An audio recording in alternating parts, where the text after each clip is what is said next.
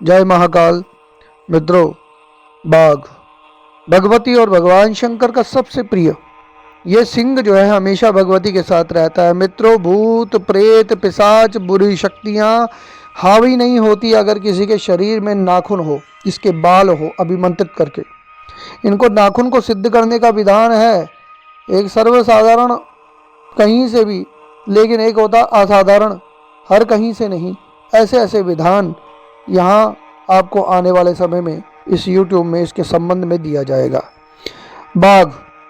बाघ के अंदर एक स्तंभन शक्ति होती है। इसकी खाल पर बैठकर अगर उपासना की जाए तो उस व्यक्ति के प्रभाव ऐसे हो जाते हैं कि उसके आगे बड़े बड़े कोई भी हो, गुंडे बदमाशी क्यों ना हो, वो भी नतमस्तक होते हैं। ऐसी स्तंभन शक्ति उसके अंदर पैदा होती है।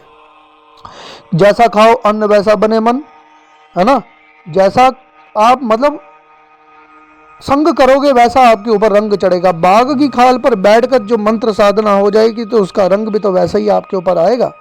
इसलिए बाघ की खाल सबसे सर्वश्रेष्ठ है। आसनों में सबसे ऊपर का आसन है बाघ, इसलिए भगवान शंकर इसका आसन धारण करते हैं।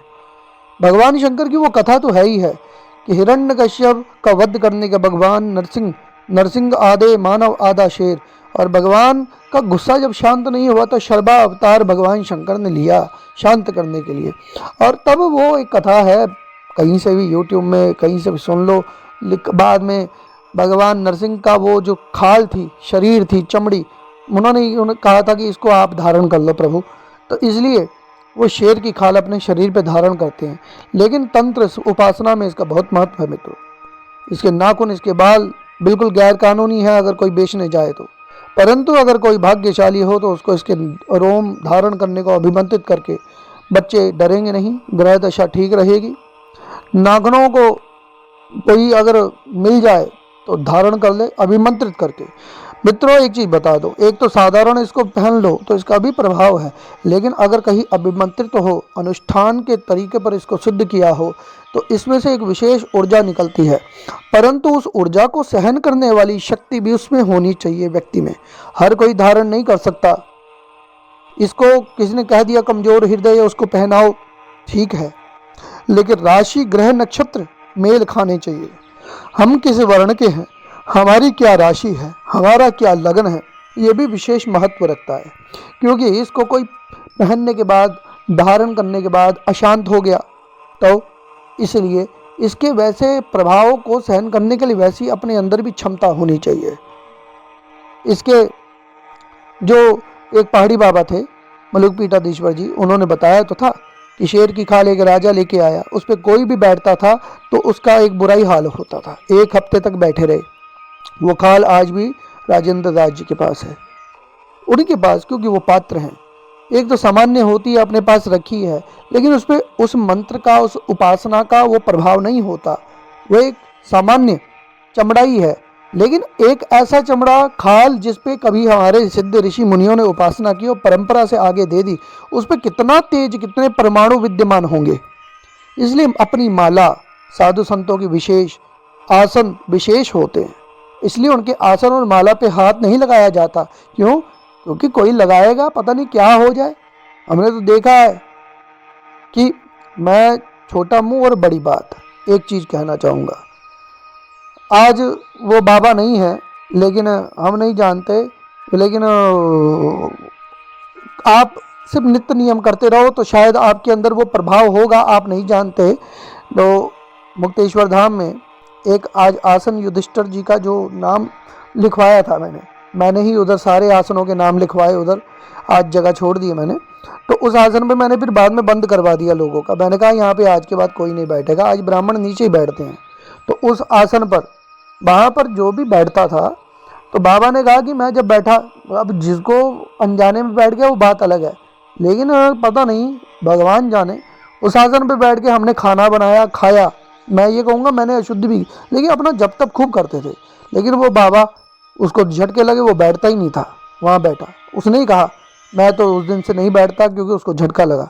तो पता नहीं किसको क्या झटका लगे, लेकिन बात यह है कि आप अगर मंत्र उपासना करते हैं तो आपके शरीर में एक विशेष ऊर्जा होती है, वही काम करती है, आपको अपना प्रभाव नहीं पता चलता। तो इनका प्रभाव बड़ा देखने में नहीं, उसको महसूस तभी होता है जब वो अपने साथ रहती हैं। तो आप ये समझ लो कि अगर किसी के पास हो तो पहने, परंतु सोच समझ के। अगर किसी के पास खाल हो तो उस पर बैठ के जप करे, लेकिन जप तो करे लेकिन देख ले, एक ब्रह्मचारी विशेष करके सन्यासी, ये दो, गृहस्थी आदमी भी कर सकता है, लेकिन गृहस्थ आदमी के गृहस्थ जीवन में कहीं ना कहीं उसका प्रभाव वैसा होना चाहिए जैसे योगियों का जीवन रहनी सहनी खानी पीनी होती है, क्योंकि वो कहीं ना कहीं उस ऊर्जा के प्रभाव में आकर कहीं अपने गृहस्थ जीवन में कहीं संकट पैदा ना करे, विक्षेप पैदा हो जाता है। इसलिए ये कोई सामान्य चीज़ें नहीं हैं।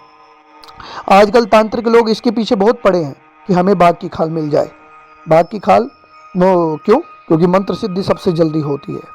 तो मित्रों, बाघ के अंदर एक हड्डी भी होती है। उस हड्डी को कई साधु संत, वो किसी किसी बाघ में होती है, शेर सिंगी बोलते हैं उसको सामान्य भाषा में, तो उसको ऑपरेशन करके अपने शरीर में, बाजुओं में, उसको पैर में अंदर फिक्स करवा लेते हैं। क्यों? इतना उसके अंदर वो बल है, उसके अंदर स्तंभन शक्ति है। अब मित्रों, बहुत सारे प्रयोग हैं जो सामान्य तो बताया जा सकता है, लेकिन असामान्य बातें नहीं करवाई जा सकती, बताई जा सकती। कुछ चीज़ों का ज्ञान दिया जाता है लोगों को कि सही तरीके से, लेकिन कुछ चीज़ें गुरु परंपरा और गुरु विद्या के आधार पर ही दी जाती हैं। उसका ज्ञान ऐसे ही बिखेरने के लिए नहीं है कि हाँ भाई ये कुछ चीज़ें हैं, इसकी मर्यादाएं हैं जिनको गुप्त रखा जाता, गोपनीयम गोपनीयम गोपनीयम प्रयत्नतः। हाँ, कुछ चीज़ें हैं जिसको सामान्य रूप से कोई कर सकता है, और जो नहीं कर सकता उसके लिए ब्राह्मण। तो इसको सिद्ध कैसे किया जाता है? अगर इसके नाखून हो, इसके बालों को अभिमंत्रित कैसे किया जाता है, ये सारे विधान जो हैं हमारे शास्त्रों में हैं। तो इसके ऊपर भी एक वीडियो अलग से बनाई जाएगी। उम्मीद है आपको बाघ के खाल का थोड़ा बहुत समझ में आया होगा।